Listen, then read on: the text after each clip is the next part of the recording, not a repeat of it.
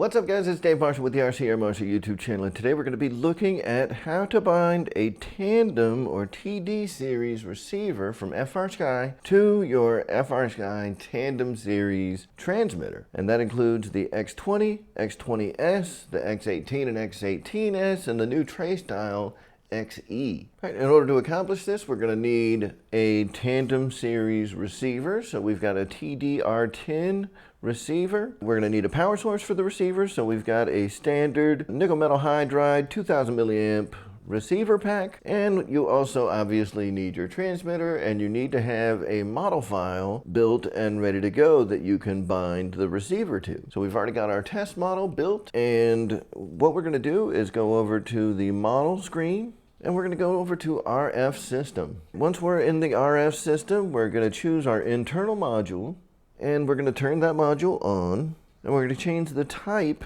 of receiver from access. So this is where we can choose our protocol. We're going to change that from access to TD mode.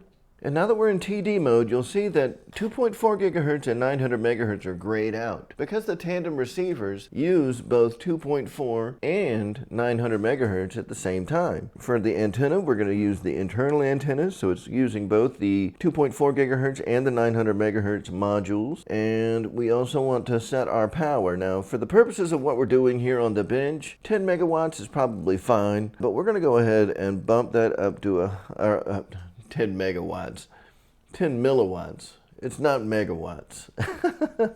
So 25 milliwatts is probably good for like shorter range stuff, micro helicopters, things like that you're not going to get that far away from you. Park flyers, you're going to be looking more at like 100 milliwatts. You're looking at longer range when you're looking at 500 milliwatts, and you're looking at some pretty extreme ranges at 1,000 milliwatts of output power. Now this is how much output power the 900 megahertz module of the transmitter is putting out. I believe that the 2.4 gigahertz module is fixed at 100 milliwatts. So we're going to go ahead and set this to 100 milliwatts for now.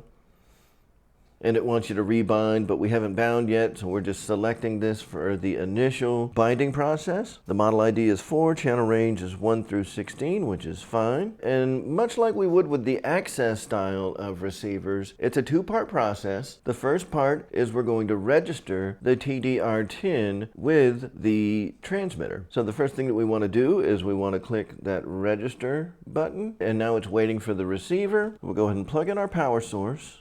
And you can plug that into any of the available ports. And when you're plugging it in during the registration process, you want to go ahead and click that bind button. That bind button is right here. We'll go ahead and hold that in and plug in our power source. All right, and we've got our light on and steady. And we can see here that it already sees it. It sees the TD10R. And we're going to go ahead and change the name to TD10R-01. Just in case I happen to get more of these TDR10s in the future. Right now I just have one, but I may have more than one in the future, and I want to be able to differentiate between the different receivers that I've got. And then we'll click the register button right there. Registration is okay, and we can see the flashing light on the receiver letting us know that it is now registered. We can go ahead and click OK. We can disconnect the power source from the receiver, and the next part of the process is going to be to bind it to one of the receiver slots. So we see we've got RX1, RX2, and RX3. We're going to go ahead and bind this to RX1. Now it's waiting for the receiver. We'll go ahead and plug in our power source.